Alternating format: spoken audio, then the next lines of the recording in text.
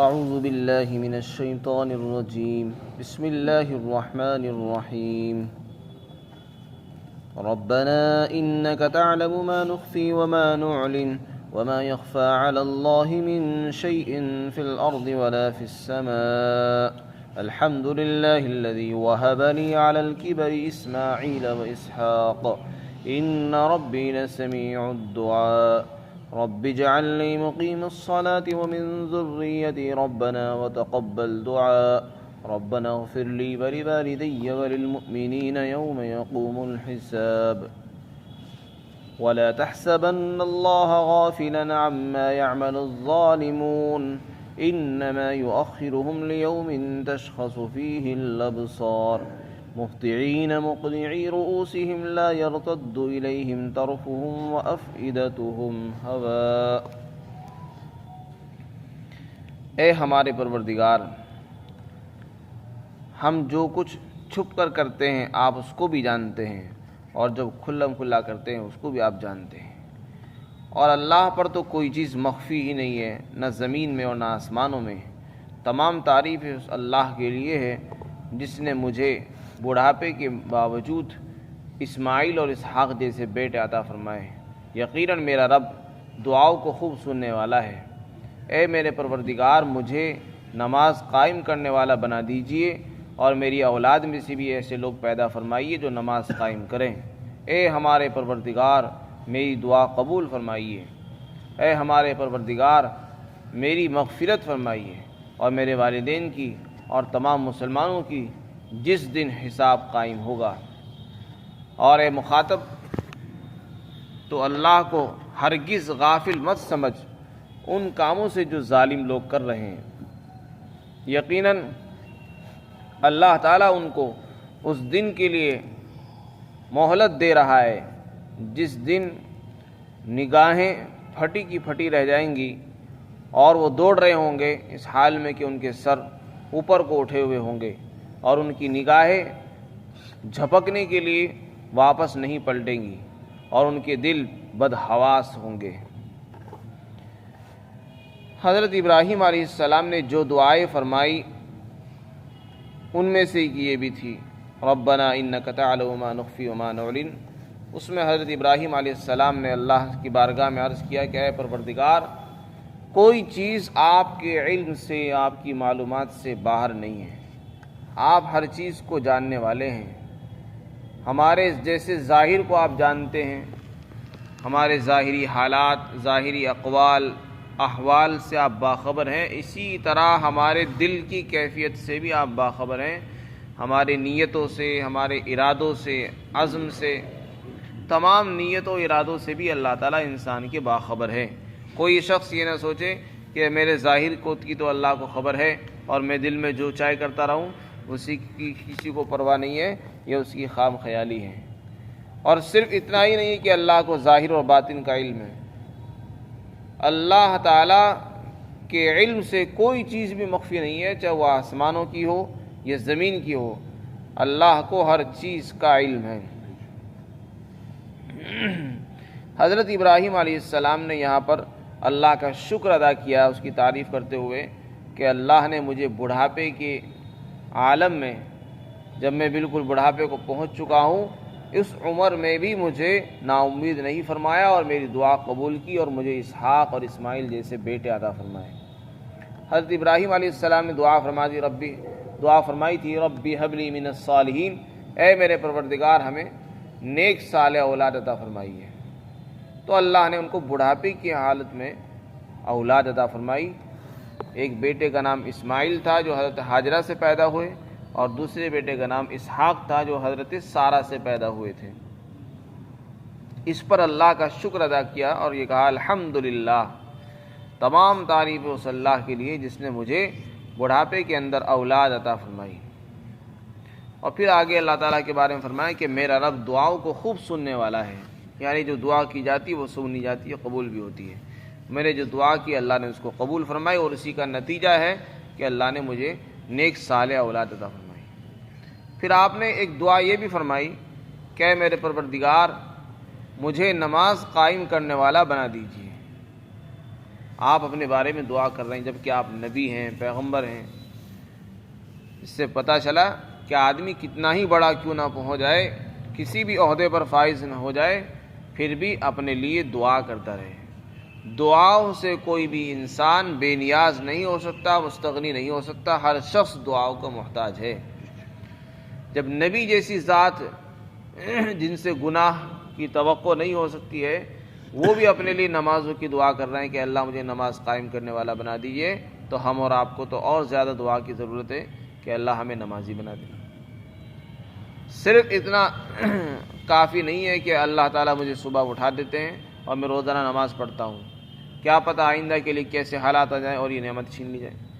تو اس لیے اپنے بارے میں بھی انسان کو ہر وقت فکر مند رہنا چاہیے اور دعائیں کرتا رہنا چاہیے کہ اللہ تعالیٰ جیسے تم نے مجھے توفیق دی ہے، اس توفیق کو آگے بھی باقی رکھیے اور مرتے دم تک مجھے نمازوں کا قائم کرنے والا بنائیے، ایمان پر ہمارا خاتمہ فرمائیے۔ حضرت ابراہیم علیہ السلام نے اس میں اپنے متعلق بھی دعا فرمائی اور اپنی اولاد کے لیے بھی دعا فرما رہے ہیں کہ مجھے بھی نماز قائم کرنے والا بنا دیجئے اور میری اولاد میں بھی ایسے لوگ پیدا فرما جو نمازوں کو قائم کرنے والے ہوں۔ یہ حضرات انبیاء کرام کی شان تھی کہ وہ صرف اپنے بارے میں فکر نہیں کرتے تھے، اپنی اولاد، اپنے خاندان، اپنی ذریت کے لیے بھی فکر مند رہا کرتے تھے، ان کی دین اور دنیاوی معاملات میں جیسے ان کی دنیا کے متعلق وہ فکر مند رہتے تھے، حضرت ابراہیم علیہ السلام نے ان کی دنیا کے لیے دعائیں کی، اسی طرح ان کے دین داری کے متعلق بھی اللہ تعالیٰ سے دعا فرمائی اور آگے فرمایا کہ اے پروردگار ہماری دعا کو قبول فرمائیے۔ ایک دعا حضرت ابراہیم علیہ السلام نے یہ بھی فرمائی کہ اے اللہ میری، میرے والدین کی اور تمام مسلمانوں کی اس دن بخشش فرما دے جس دن حساب کتاب قائم ہوگا، یعنی قیامت کا دن مراد ہے، جس دن حساب ہوگا اس دن ہماری بخشش فرما۔ اپنے لیے دعا فرمائی، یہ تو بہت صحیح ہے، اور تمام مسلمانوں کے لیے دعا فرمائی، یہ بھی صحیح ہے، اور والدین کے لیے بھی دعا فرمائی۔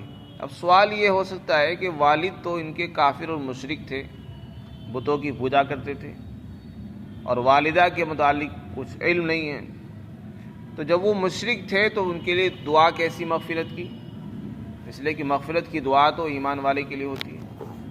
تو اس کا جواب یہ ہے کہ آپ نے یہ جو دعا فرمائی تھی یہ زندگی میں فرمائی تھی، جب اس وقت تک ان کی موت نہیں ہوئی، وفات نہیں ہوئی، اور جب تک آدمی کی موت نہیں ہوتی تو آدمی کو توقع رہتی کہ ہو سکتا ہے مرنے سے پہلے ایمان قبول کر لیں، ہو سکتا ہے اللہ تعالیٰ مغفرت فرما دے اور توبہ قبول کر لیں۔